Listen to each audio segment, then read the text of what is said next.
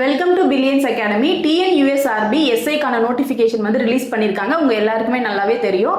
So notification release பண்ண நாள்ல இருந்து இப்போ வரைக்குமே ரொம்ப சின்சியராக உட்காந்து படிச்சுட்டு இருப்பீங்க. அது மட்டும் இல்லாமல் 2023 எக்ஸாம் எழுதிட்டு அந்த எக்ஸாமில் கிளியர் ஆகலை அப்படின்றவங்க எல்லாருமே ரொம்ப வந்து ஃபோக்கஸாக உட்காந்து படிச்சுட்டு இருப்பீங்க. ஸோ இதே மாதிரி நீங்கள் படிச்சிங்க அப்படின்னா 2025 எக்ஸாமை உங்களால் ஈஸியாக கிராக் பண்ண முடியும். ஸோ இதுக்காக வந்துட்டு நம்ம ரிட்டன் எக்ஸாம், ஃபிசிக்கல் டெஸ்ட்டு, அதுக்கப்புறமா வந்துட்டு இன்டர்வியூ அப்படின்ற 3 வழியில தான் நம்மளுக்கு எக்ஸாம் வந்து நடக்கும். ஸோ ரிட்டன் டெஸ்ட்னு எடுத்தோம் அப்படின்னா உங்களுக்கு சேஃபர் சைடு எது அப்படின்னா ரிட்டன் டெஸ்ட்ல நீங்க நிறைய மார்க் ஸ்கோர் பண்ணி வச்சுக்கணும். எப்பவுமே வந்துட்டு இதுதான். ஏன்னா நீங்க வந்துட்டு இப்போ ரிட்டன்ல ஏதோ ஒரு 50, 55 நான் எடுத்துட்டு பிசிக்கல்ல வந்து நான் நிறைய மார்க் ஸ்கோர் பண்ணிப்பேன் அப்படின்னு நினைச்சீங்க அப்படின்னா அது கண்டிப்பா உங்களோட வெற்றிக்கு வந்து கை கொடுக்காது. ஏன்னா ரிட்டன்லயே நீங்க வந்துட்டு 60, 65 மார்க் எடுத்துட்டீங்க அப்படின்னா ஈஸியா உங்களால இன்டர்வியூ போய் இந்த போஸ்டிங்கை கண்டிப்பா வாங்க முடியும். சரியா? ஸோ உங்களுக்காக இப்போ நான் வந்து ஒரு 3 விஷயம் சொல்றேன். ஃபர்ஸ்ட் வந்து கன்சிஸ்டன்சினா என்ன அப்படின்னா, இப்போ நேற்று உட்காந்து நீங்க ஒரு 10 மணி நேரம் படிக்கிறீங்கன்னு வச்சுக்கோங்க. அந்த 10 மணி நேரத்தில் உங்களால் எத்தனை டாபிக் கவர் பண்ண முடிஞ்சுது, அதாவது ஃபுல் ஃபோக்கஸாக உட்காந்து நீங்கள் ஒரு 10 மணி நேரம் படிக்கிறீங்க, அதை நீங்கள் டெய்லி ஃபாலோ பண்ணுறீங்க அப்படின்னா அது வந்துட்டு 10 மணி நேரம் படித்ததில் நான் சும்மா உட்காந்து புக்கு வச்சு 10 மணி நேரம் உட்காந்தேன் அப்படின்னா அதுக்கு பேர் கன்சிஸ்டன்சி கிடையாது. 2 மணி நேரம் நீங்கள் உட்காந்து படித்தாலும் அந்த டாப்பிக்கை ஃபுல்லாக கவர் பண்ணுறீங்களா, அதுதான் கன்சிஸ்டன்சி. அதோடு இல்லாமல் அதை டெய்லி நீங்கள் கண்டினியூ பண்ணுறீங்களா, எக்ஸாம் வரைக்கும் நீங்கள் அதை வந்துட்டு கண்டினியூ பண்ணுறீங்களா அப்படின்றது தான் வந்துட்டு கன்சிஸ்டன்சி. ஓகே, இப்போ நீங்கள் கன்சிஸ்டன்சி அப்படின்னா என்னன்னு தெரிஞ்சிருப்பீங்க. ஸோ ஃபோக்கஸாக உட்காந்து படிக்கணும். அதே மாதிரி ப்ராக்டிஸ் வந்து நீங்கள் எதுக்கு பண்ணணும் அப்படின்னா ரிட்டன் டெஸ்ட்டில் நிறைய மார்க் ஸ்கோர் பண்ணுறதுக்காக நீங்கள் ப்ராக்டிஸ் பண்ணணும். இந்த ப்ராக்டிஸ் வந்து எப்படி இருக்கணும் அப்படின்னா, நீங்கள் படிக்கிறது சரியான முறையில் படிக்கிறீங்களா, இதே மாதிரி தான் நம்மளோட சக போட்டியாளர்களும் படிக்கிறாங்களா, அப்படி இல்லைன்னா உங்கள் 2 பேருக்குள்ள என்ன வித்தியாசம் இருக்குது, அவங்க வந்துட்டு உங்களை விட எப்படி நிறைய மார்க் வாங்குறாங்க, நீங்கள் அவங்கள விட எப்படி நிறைய மார்க் வாங்குறாங்க அப்படின்னு சொல்லி கம்பேர் பண்ணி பார்க்கறதுக்கான ஒரே இடம் எதுன்னு கேட்டால் டெஸ்ட். ஓகேவா? இந்த டெஸ்ட் தான் வந்துட்டு நீங்க இப்போ வரைக்கும் கரெக்டா படிச்சுட்டு இருக்கீங்களா அப்படின்னு சொல்லிட்டு ஒரு முடிவை தரும். ஓகேவா? ஸோ அப்போனா என்ன அர்த்தம் அப்படின்னா, நீங்க படிக்கிறதோட இல்லாம டெய்லி வந்து டெஸ்ட் போட்டுட்டு பார்த்துட்டே இருக்கணும். ஓகேவா? டெஸ்ட் போட்டு நீங்க எழுதிட்டே இருக்கணும். அப்படி நீங்க எழுதும் போது என்ன ஆகும் அப்படின்னா, இப்போ நீங்க வீட்லயே உட்காந்து டெஸ்ட் எழுதுறீங்க அப்படின்னா உங்களுக்குள்ள மட்டும்தான் அந்த போட்டி இருக்கும் இல்லையா? ஸோ இப்போ வந்து ஏதோ ஒரு கொஸ்டின் பேப்பர் வச்சு நீங்க எழுதுறீங்க அப்படின்னா ஓகே நான் இவ்வளோ மார்க் வாங்கியிருக்கேன் அப்படின்னு சொல்லிட்டு தான் உங்களுக்கு ஒரு மன நிறைவே தரும். ஆனா இது மற்றவங்க கூட கம்பேர் பண்ணும்போது கம்மி மார்க்கா இல்லை நம்ம என்ன ரேங்க்ல இருக்கோம், என்ன தரத்தில் இருக்கோம் அப்படின்னு தெரிஞ்சுக்கிறதுக்கு டெஸ்ட் பேட்ச் வந்து ரொம்பவே யூஸ்ஃபுல்லாக இருக்கும். அடுத்ததாக வந்து என்னன்னா ஃபிட்னஸ். இப்போ நீங்கள் ஒரு சப் இன்ஸ்பெக்டர் எக்ஸாமுக்கு படிக்கிறீங்க அப்படின்னா வெறும் ரிட்டன் எக்ஸாமோட நீங்கள் நிறுத்தாமல் எது ஃபோக்கஸ் பண்ணணும் அப்படின்னா ஃபிசிக்கல் டெஸ்ட்டுக்கு வந்து நீங்கள் என்ன பண்ணணும்னா டெய்லி தயாராகணும். ஓகேவா? அதுதான் வந்துட்டு உங்களுக்கு ஒரு கடைசியாக ஒரு வெற்றிக்கு வந்து கை கொடுக்கும். ஓகேவா? ஸோ ஃபிசிக்கல் டெஸ்ட் வந்து டெய்லி ஒரு 3 மணி நேரம் நீங்கள் நல்லா வந்துட்டு ஓடுவீங்க, நல்லா என்னால் வந்துட்டு ஃபிசிக்கலில் வந்துட்டு மார்க் எடுக்க முடியும் அப்படின்னா டெய்லி ஒரு 3 மணி நேரம் ப்ராக்டிஸ் பண்ணால் போதும். அப்படி 3 மணி நேரம் உங்களுக்கு ரொம்பவே அதிகம் தான் இல்லையா? இப்போ நல்லா ஓடுவீங்க அப்படின்னா 3 மணி நேரம் ரொம்ப அதிகம். இல்லை எனக்கு வரவே வராது அப்படின்னா டெய்லி மார்னிங் அண்ட் ஈவினிங் வந்துட்டு நீங்கள் ப்ராக்டிஸ் பண்ணியே ஆகணும். சரியா? நான் வந்து செகண்ட் ப்ராக்டிஸ் அப்படின்ற ஒரு விஷயம் சொல்லியிருந்தேன்ல, டெஸ்ட் பேட்ச் அப்படின்னு சொல்லியிருந்தேன். உங்களோட தரத்தை நீங்கள் தெரிஞ்சுக்கணும் அப்படின்னு விருப்பப்பட்டீங்க அப்படின்னா இப்போ நாங்கள் பில்லியன்ஸ் அகாடமிலேருந்து அமரன் டெஸ்ட் பேட்ச், இது வந்துட்டு ஃபுல் அண்ட் ஃபுல் எஸ்ஐக்கான இந்த டெஸ்ட் பேட்ச் வந்து நாங்கள் இன்க்ளூட் பண்ணியிருக்கோம். So Amaran test batch, TNUSRB எஸ்ஐக்கான டெஸ்ட் பேட்ச். இதில் பாருங்க, இதில் மொத்தம் 25 டெஸ்ட்டுக்கு மேலே வந்துட்டு நீங்கள் எழுத போறீங்க. இந்த 25 டெஸ்ட்டுக்கு மேலே நீங்கள் எடுக்கிறதுனால உங்களுக்கு என்ன ஆகும், நிறைய ப்ராக்டிஸ் ஆகும். OMR ஷீட்டில் எப்படி உங்களால் பண்ண முடியும், OMR ஷீட்டுன்னு எடுத்துக்கிட்டோம் அப்படின்னா ஏதாவது ஒரு இடத்துல நீங்கள் தப்பு பண்ணாலுமே உங்களோட மொத்த கொஸ்டின் பேப்பர், மொத்த OMR ஷீட்டுமே வந்துட்டு தப்பாக போயிடும். ஸோ இவ்வளோ நாள் நீங்கள் எதுக்கு வெயிட் பண்ணீங்களோ அதுக்கானது உங்களோட அந்த 1.5 மணி நேரம் 2.5 மணி நேரத்துலையும் உங்களுக்கு வேஸ்ட்டாக போயிடும். அதனால என்ன பண்ணணும்னா ப்ராக்டிஸ் பண்ணணும். OMR ஷீட்டை வச்சு நீங்கள் ப்ராக்டிஸ் பண்ணணும். ஓகேவா? அதுக்கு 25 டெஸ்ட்டுக்கு மேலே வந்துட்டு இந்த டெஸ்ட்ல நாங்கள் இன்க்ளூட் பண்ணியிருக்கோம். மொத்தம் வந்துட்டு 3500 கொஸ்டின்ஸ்க்கு மேலே நீங்கள் டெஸ்ட் எடுக்க போறீங்க.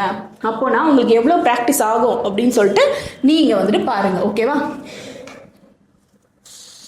ஸோ இப்போ அட்மிஷன் போயிட்டு இருக்கு. யாராவது ஜாயின் பண்ணும் அப்படின்னு நினைச்சீங்க அப்படின்னா இந்த 2 நம்பருக்கு நீங்கள் கால் பண்ணீங்க அப்படின்னா வாட்ஸ்அப் மெசேஜ் பண்ணீங்க அப்படின்னா நீங்கள் கண்டிப்பாக இந்த டெஸ்ட் பேட்ச்ல ஜாயின் பண்ணிக்கலாம். சரியா?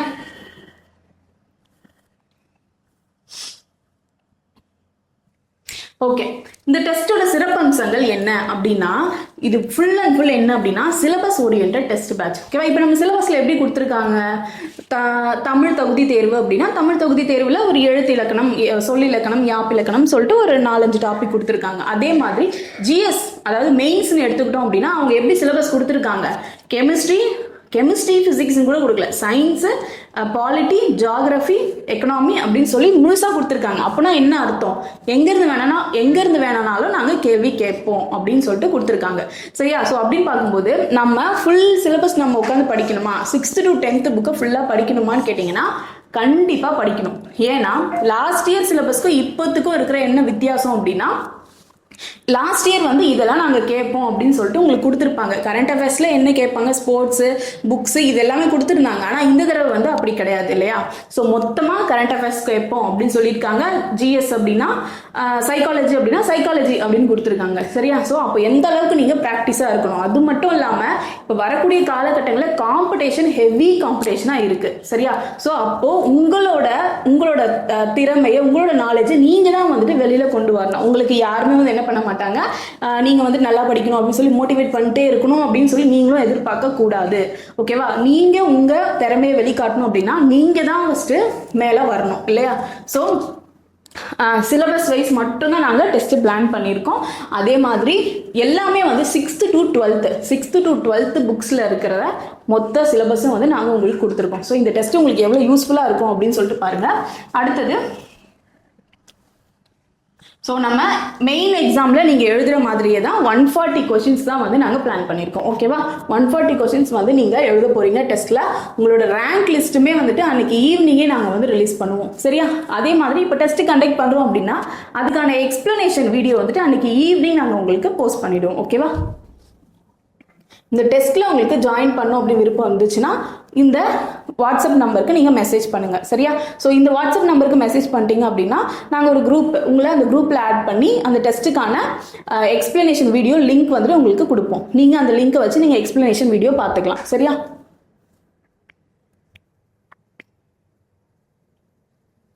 ஓகே, இப்போ இந்த இடத்துல வந்து இது என்னன்னா ப்ரீவியஸ் இயர் கொஸ்டின் அனலைசிஸ். போன வருஷம் கொஸ்டின் எப்படி கேட்டிருந்தாங்க, அதுக்கு முன்னாடி வருஷம் எத்தனை கொஸ்டின் எத்தனை சப்ஜெக்ட்ல இருந்து கேட்டிருக்காங்க அப்படின்னு சொல்லிட்டு தான் நம்ம இப்ப பார்க்க போறோம். ஸோ ஃபர்ஸ்ட் தமிழ்ல 2010 தமிழ்ல இருந்து எத்தனை கேள்வி வந்திருக்கு, 10 கேள்வி வந்திருக்கு. அதே 15ல் 8, 20ல் 8, 22ல் 10, 23ல் 10. அதான் நமக்கு கடைசியா நடந்த எக்ஸாம் வந்துட்டு நமக்கு எப்போ 2023 தான் கடைசியா நமக்கு எக்ஸாம் வந்துட்டு வச்சாங்க இல்லையா? அதுல 10 கேள்வி தமிழ்ல கேட்டிருக்காங்க. இந்த தமிழ்ல கேட்கிற கேள்வி எதுல கேட்பாங்க, சைக்காலஜில 10 தமிழ் 10 இங்கிலீஷ் கேட்பாங்க. ஓகேவா?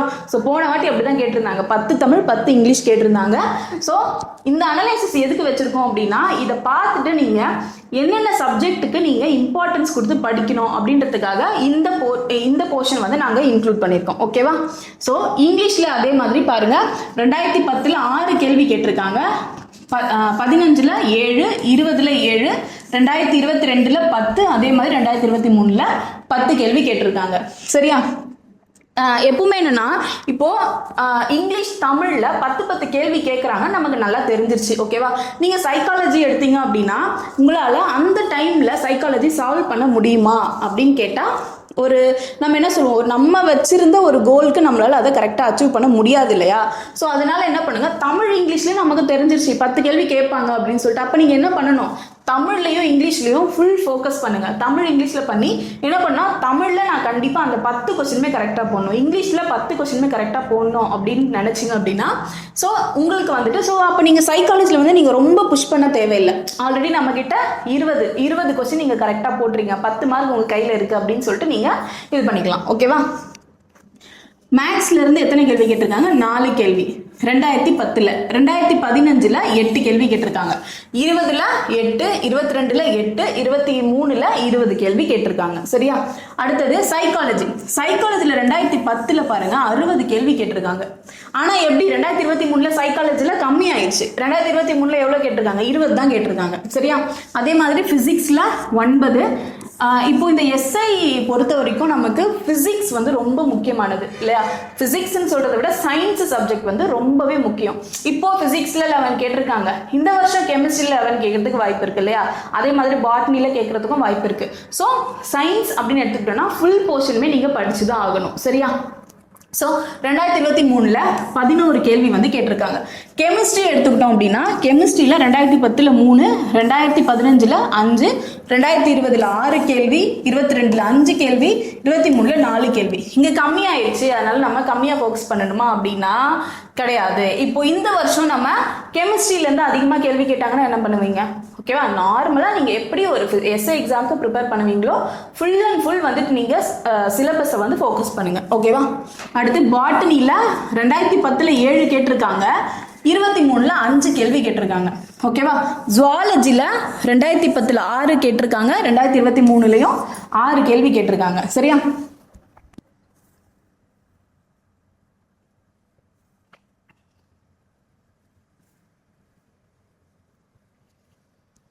அடுத்ததா ஹிஸ்டரி பாருங்க. ஹிஸ்டரியில இருந்து 2010 6 கேள்வியும் 2023 11 கேள்வியும் கேட்டிருக்காங்க. ஓகேவா?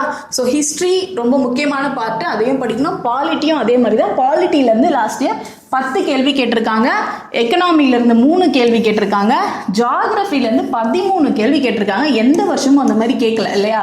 தெரியுதா? எல்லாமே 8 5 6 10 கேட்டிருக்காங்க. ஜாகிரஃபிலேருந்து போன வருஷம் 13 கேள்வி கேட்டிருக்காங்க.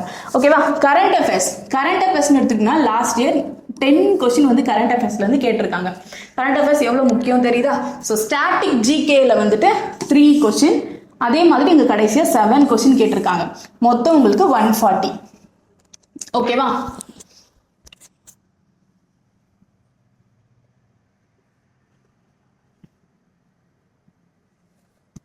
ஸோ முடியாது என எதையும் விட்டு விடாதே, முயற்சி செய், நிச்சயம் முடியும் அப்படின்றது இங்கே எது கொடுத்துருக்கோம் அப்படின்னா, இப்போ நிறைய பேர் வந்து என்ன பண்ணுவோம், சிலபஸை பார்த்துட்டு போர்ஷனை பார்த்துட்டு ஃபிசிக்கல் டெஸ்ட்லாம் இருக்குது அப்படின்னு சொல்லிட்டு நம்ம என்ன பண்ணுவோம்னா, இல்லை என்னால் இந்த எக்ஸாம் வந்துட்டு ப்ரிப்பேர் பண்ண முடியாது, இல்லைனா என்னால் பாஸ் பண்ண முடியாது அப்படின்னு நினச்சிங்கன்னா அது ரொம்பவே தப்பு. எந்த ஒரு விஷயம், எக்ஸாமாக இருக்கட்டும் இல்லை எந்த விஷயமா இருந்தாலும் சரி, ஒரு விஷயத்த ட்ரை பண்ணாமல் இது நம்மளால் முடியாது அப்படின்னு சொல்லிட்டு பண்ணவே பண்ணாதீங்க. ஓகேவா?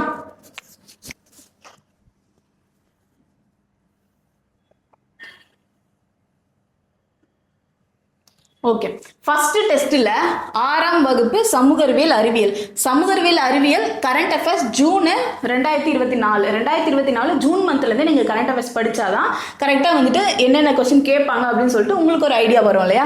ஸோ 6ஆம் வகுப்புலேருந்து நம்ம இந்த 6th 7th 8th மட்டும் நம்ம என்ன பண்ணுவோம், சிலபஸ் வந்து பல்காக இருக்கிறதுனால கொஞ்சம் பிரித்து வேறு சப்ஜெக்டாக கொடுத்துருப்போம். ஓகேவா? பாருங்க, செகண்ட் டெஸ்ட்ல வந்துட்டு 6ஆம் வகுப்பு தமிழ், இங்கிலீஷ்ல நமக்கு என்னென்ன டாபிக் இருக்கும் அப்படின்றத நாங்கள் கொடுத்துருக்கோம். Noun, verb, pronoun, adverb, adjective சொல்லிட்டு என்ன இருக்கோ அதையும் நாங்கள் இன்க்ளூட் பண்ணியிருக்கோம். ஓகேவா? ஸோ மேக்ஸில் எல்சிஎம், HCF, உளவியல்ல ஒத்தத்தன்மை, எழுத்துக்களின் தொடர் வரிசை, ஓகேவா, 2 எண்களின் தொடர் வரிசை. ஸோ இது எல்லாமே வந்துட்டு இன்க்ளூட் பண்ணியிருக்கோம் சிலபஸ்ல. சரியா? அதே மாதிரி 7th,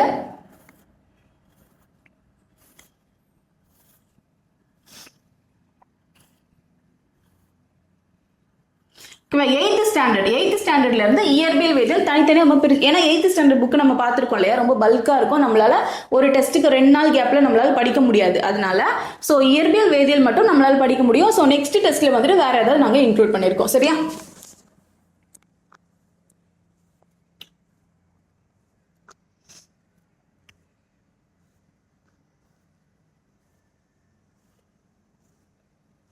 அதே மாதிரி தான் எல்லா டெஸ்ட்டுமே வந்து இன்க்ளூட் ஆயிருக்கு.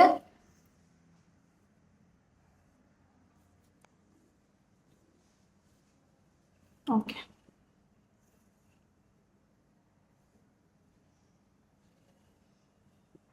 லாஸ்டா பாருங்க,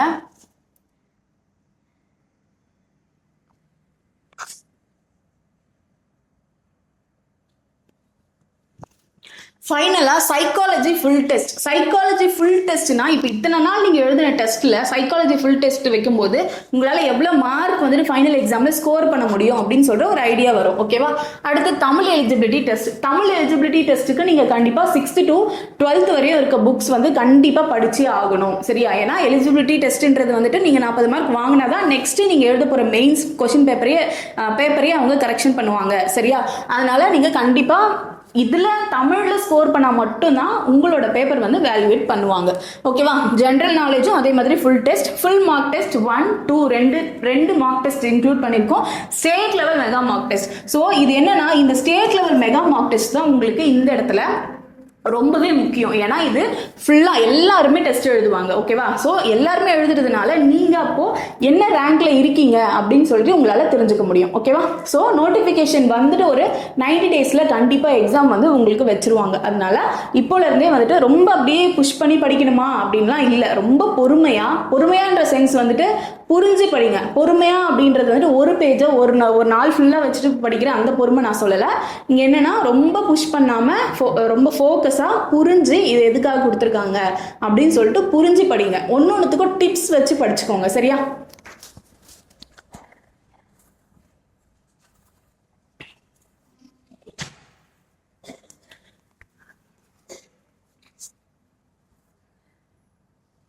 ஓகே, இப்போ என்னன்னா இதுதான் டெஸ்ட் ஷெடியூல். ஸோ பில்லியன்ஸ் அகாடமிலேருந்து நாங்கள் டெஸ்ட் அமரன் அப்படின்ற டெஸ்ட் பேட்ச் வந்து எஸ்ஐக்காக லான்ச் பண்ணியிருக்கோம். இதில் வந்துட்டு நீங்கள் ஆஃப்லைன் ஆன்லைன் 2 மோட்லையுமே உங்களால் டெஸ்ட் எடுக்க முடியும். ஆஃப்லைனாக இருந்தீங்க அப்படின்னா சென்னை அப்புறம் தஞ்சாவூர் 2 இடத்துல எங்களோட இன்ஸ்டியூட் இருக்குது. 2 இடத்துல நீங்கள் போயிட்டு டெஸ்ட் எழுதலாம். அப்படி இல்லை எனக்கு ஆன்லைன் வேணும், ஆன்லைன் வச்சதுக்கான நோக்கம் என்ன அப்படின்னா, நிறைய பேர் வந்து ஹவுஸ் ஒய்ஃப்லாம் எனக்கு எக்ஸாமுக்கு படிக்கணும்னு விருப்பமாக ஆசையாக இருக்குது அப்படின்னு சொல்லிட்டு நீங்கள் நிறைய பேர் எதிர்பார்த்துருப்பீங்க. ஆனால் இன்ஸ்டியூட் போய் உங்களால் டெஸ்ட் எழுத முடியாது இல்லையா? ஸோ இல்லைன்னா வேற ஏதாவது வேலை பார்த்துட்டு இருப்பீங்க. அவங்களாலையும் வந்துட்டு நாங்கள் சொல்ற டைமுக்கு உங்களால் வந்துட்டு டெஸ்ட் எடுக்க முடியாது. அப்படின்ற பட்சத்தில் நீங்கள் இந்த ஆன்லைன் வந்து எடுத்துக்கலாம். இந்த ஆன்லைனில் வந்துட்டு உங்களுக்கான கொஸ்டின் பேப்பர் வந்து நாங்கள் கொரியர் பண்ணிடுவோம். சரியா? ஸோ கொரியர் பண்ணிட்டோம் அப்படின்னா அதுக்கான எக்ஸ்பிளனேஷன் வீடியோ உங்களுக்கு அந்த குரூப்பில் ஆட் பண்ணி உங்களுக்கான எக்ஸ்பிளனேஷன் வீடியோவும் உங்களுக்கு வந்து கிடைச்சிரும். ஸோ இப்படி இருக்கும்போது அதுவுமே வந்துட்டு உங்களுக்கு நீங்கள் என்ன ரேங்க்ல இருக்கலாம் அப்படின்னு நீங்கள் தெரிஞ்சுக்க முடியும். ஓகேவா? ஸோ டிஎன்யூஎஸ்ஆர்பி எஸ்ஐ சம்பந்தமான வேற ஏதாவது உங்களுக்கு டவுட்ஸ் இருந்துச்சு அப்படின்னாலும் கமெண்ட் செக்ஷனில் கமெண்ட் பண்ணுங்க. கண்டிப்பாக நாங்கள் உங்களுக்கு ரிப்ளை பண்ணுவோம். நன்றி.